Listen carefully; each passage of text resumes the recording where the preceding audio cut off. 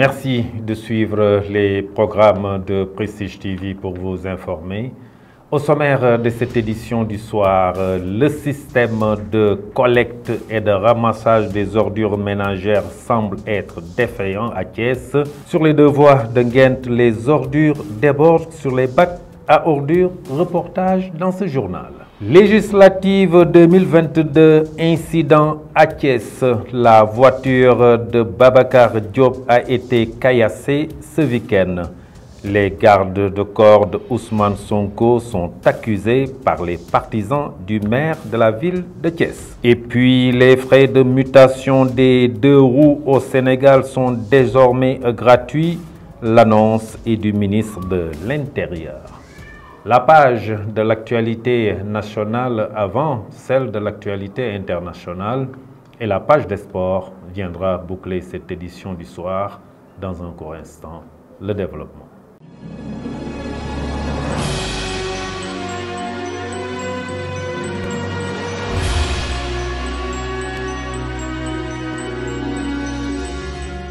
Mesdames, mademoiselles, messieurs, bonsoir et bienvenue dans ce journal que nous ouvrons avec le point Covid du jour.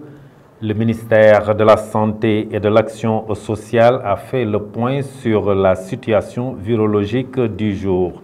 En ce lundi 15 juillet 2022, sur 933 tests réalisés, 33 nouveaux cas sont revenus positifs.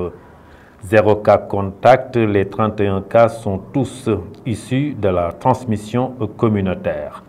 25 patients ont été contrôlés négatifs et déclarés guéris. Aucun cas grave n'est pris en charge dans les services de réanimation des hôpitaux. Aucun cas de décès n'a été enregistré hier.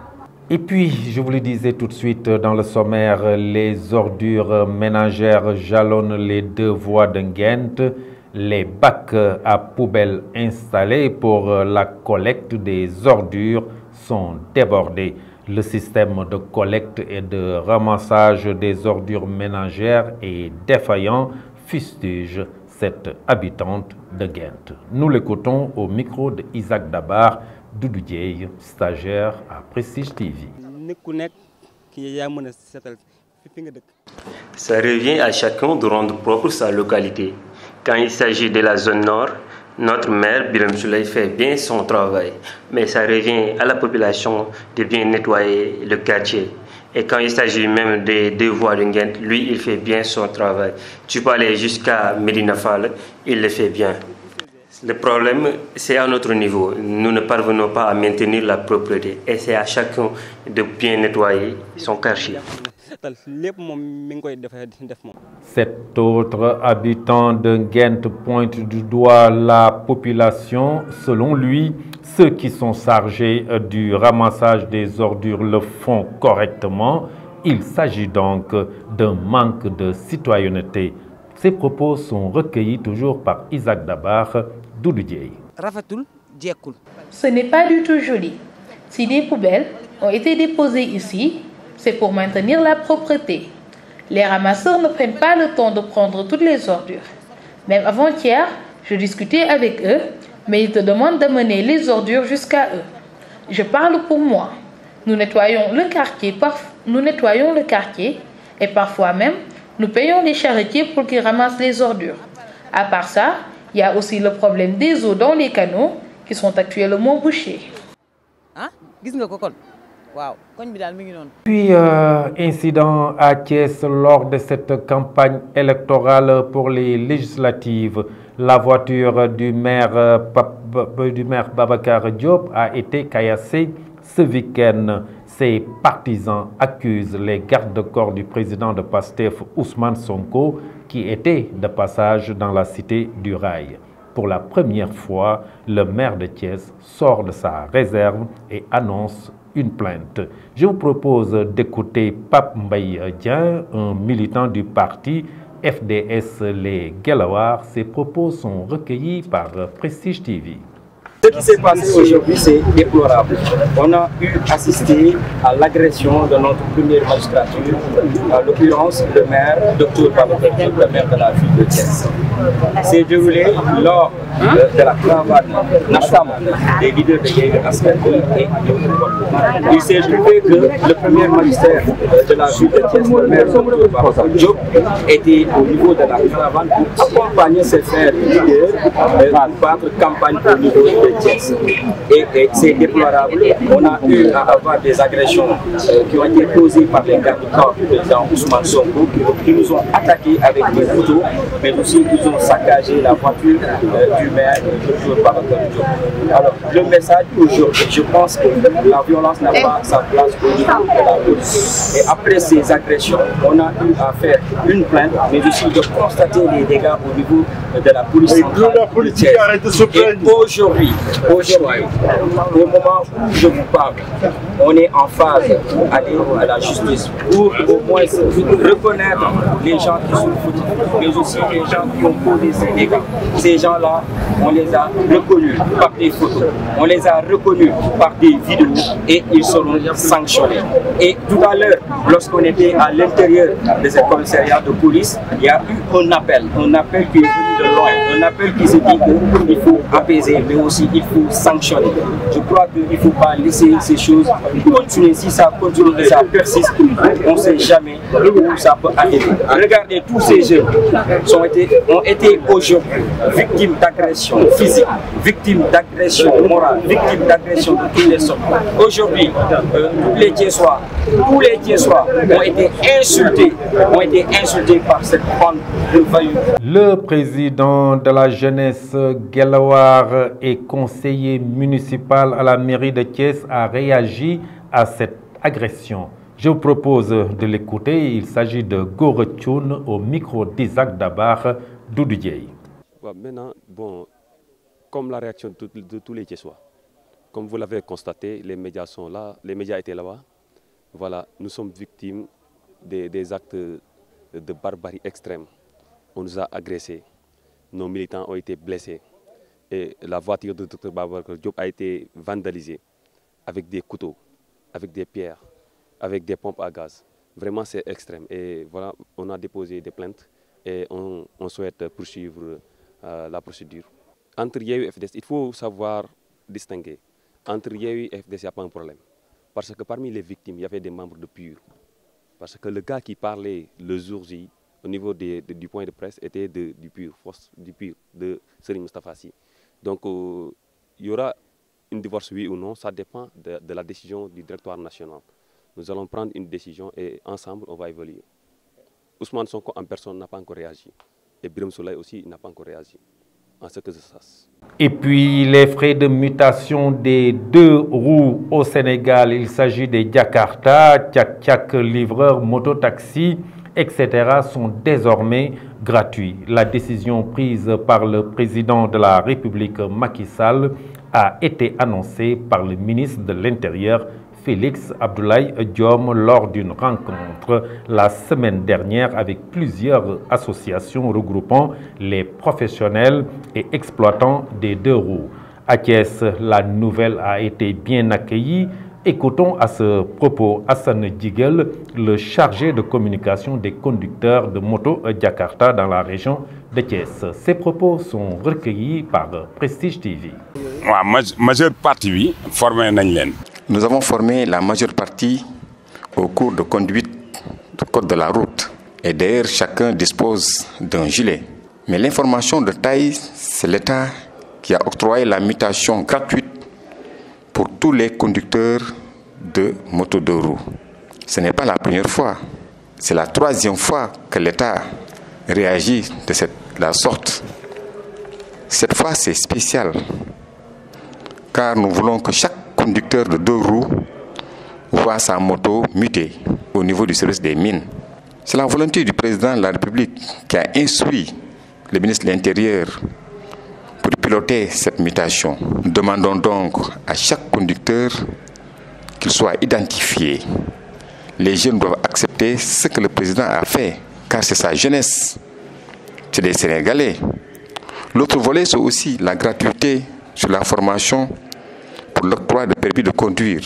On ne peut pas prendre tout le monde, mais déjà on a ciblé et puis après nous allons généraliser.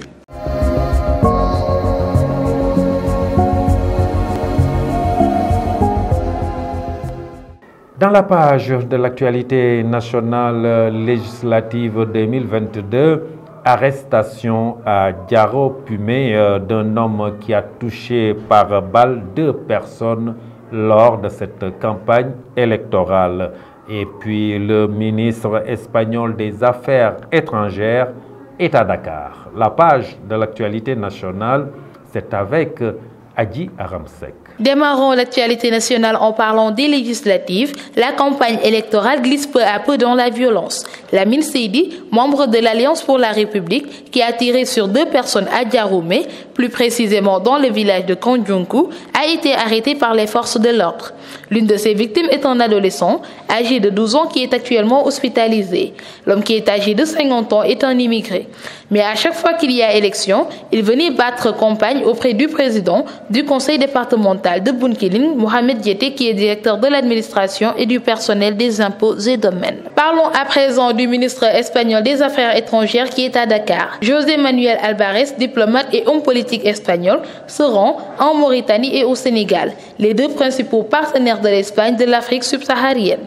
En effet, les 2 pays sont des exemples de stabilité au Sahel et sont des pays prioritaires pour la coopération espagnole. En février dernier, lors de la prise de fonction de Macky Sall comme président de l'Union africaine, Alvarez n'avait pas manqué de lui adresser ses félicitations. Les priorités espagnoles sur le continent sont aujourd'hui davantage axées sur la sécurité et l'immigration, ou sur le volet économique. Avec 22 ambassades, l'Espagne est l'un des pays de l'Union européenne le mieux représenté à travers l'Afrique subsaharienne. Terminons en parlant du ministère du Commerce. S'achauffe au ministère du Commerce et des PME. Les agents de l'administration du commerce entendent passer à la vitesse supérieure après l'écoulement de la durée légale de leur préavis de grève. Face à la sourdine oreille constatée de la tutelle, ils annoncent une grève de 72 heures à partir du mardi 19 juillet 2022.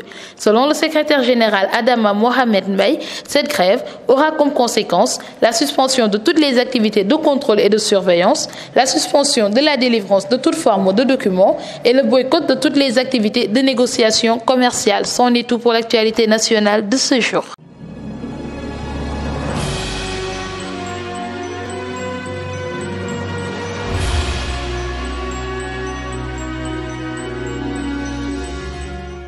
Sur l'international, Doumbouya nomme un premier ministre par intérim en Guinée et au Soudan. Les manifestants accusent le pouvoir d'attiser les violences tribales. La page de l'actualité internationale, c'est avec Ramatoulaye Sissé. Démarrons l'actualité internationale en Guinée. Dans un décret lu ce samedi 16 juillet dans le JT de 20h30 de la télévision nationale, le président de la transition, le colonel Mamadi Doumbouya, a nommé Dr Bernard Goumou, le ministre du Commerce, de l'Industrie et des PME, dans les fonctions du Premier ministre par intérim. Pour le moment, c'est un décret qui tombe comme un couperet du chef de la junte au pouvoir à Conakry, dont la décision d'ailleurs totalement muette sur les véritables raisons suscite 1001 questions au sujet du sort réel du PM Béa Vogui. Pourquoi un décret pour désigner un Premier ministre par intérim alors qu'un simple communiqué, même verbal, aurait été largement suffisant? En tout cas, ce décret ferait jurisprudence, commentant certains juristes interrogés par Guinée News. Au Soudan, les manifestants soudanais se sont de nouveau donné rendez-vous dans les rues de Khartoum et des principales villes du pays ce dimanche 17 juillet. Comme à chaque marche depuis des mois, ils ont été dispersés par des tirs de grenades lacrymogènes en plus de leurs revendications habituelles demandant le départ des militaires au pouvoir. Les manifestants se sont cette fois saisis du problème des violences tribales qui ont fait des centaines de morts depuis le début de l'année à travers tout le pays. En Ukraine, Zelensky limoge sa procureure générale et le chef des services secrets. Coup de tonnerre politique en Ukraine où, dimanche 17 juillet au soir, le président Vladimir Zelensky a limogé 2 des principaux personnages de l'État.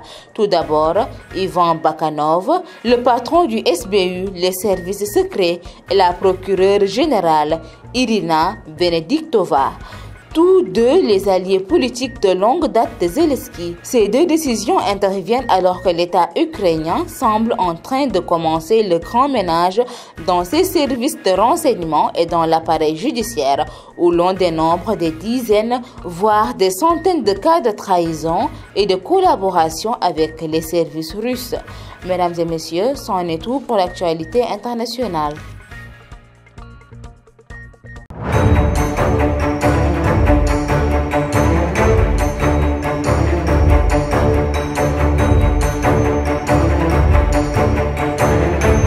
Et dans cette page de l'actualité sportive, COSAFA Cup, le Sénégal termine sur le podium et le Sénégal, chez les filles, se qualifie au barrage de la Coupe du Monde féminine 2023. La page sportive, c'est avec Fatou Fall. Démarrons les actualités sportives avec le Sénégal qui se qualifie au barrage de la Coupe du Monde féminine 2023. Sortie en quart de finale de la CAN féminine, les Sénégalaises devaient se rattraper dans les barrages qualificatifs de la Coupe du Monde 2023. Chose faite, puisqu'elles ont réussi à décrocher ce ticket à l'issue de la séance de tir au but contre la Tunisie. Un succès précieux qui envoie le football féminin sénégalais au tournoi intercontinental qui se déroulera le 17 au 23 février 2023. 3 places sur 10 sont à prendre. Les Lions devront beaucoup lutter pour figurer parmi les équipes qualifiées pour le mondial prévu en Australie et en Nouvelle-Zélande du 20 juillet au 20 août 2023. Ensuite, COSAFA Cup, le Sénégal termine sur le podium. L'équipe nationale locale du Sénégal a terminé sur le podium de la COSAFA Cup après sa victoire contre le Mozambique dimanche à l'occasion du match pour la 3e place disputée en Afrique du Sud. Les Lions locaux se sont imposés au tir au but après le nul enregistré dans le temps réglementaire. Une première sortie acceptable pour le sélectionneur Pape Thiaw nommé récemment. Terminons avec championnat du monde d'athlétisme éthiopien. Tola s'offre le marathon et un record. Tamira Tola a remporté dimanche le marathon des championnats du monde Eugène. L'Éthiopien a couvert les 42 km en 2 heures et plus, record des championnats. 3e du 1000 mètres aux Jeux de Rio, vice-champion du monde du marathon en 2017, vainqueur du marathon d'Amsterdam en 2021. Il remporte ainsi 30 ans son premier titre officiel. Tola a remporté une franche attaque peu après le 33e kilomètre et avait porté en moins de 2 km son avance de 17 secondes. C'était tout pour les actualités sportives. Merci Fatou Fall. Et pour être tout à fait complet, nous restons dans cette page sportive pour parler de la 22e et dernière journée du championnat de National 1. HLM de Dakar termine leader et accède en Ligue 2 après sa victoire face à Lusitana, 3-1. Don Bosco termine 2e malgré sa victoire face à l'AS Kolda, 2-0. L'US Rail fait match nul avec Askaz, 0 but partout. Les Lougatois de Askaz sont relégués en National 2. Ejifatik enfonce davantage Darou Salam, 2-1. Darou Salam termine dernier et va en National 2. RS Yoff et Université de Saint-Louis font match nul, 3 buts partout. Et ceci met fin à ce journal que j'ai eu l'honneur de vous présenter. Dans un court instant, la version Wolof et nous allons retrouver Fatou Fall. Cette version française est à présent terminée. Passez une excellente fin de soirée. Au revoir.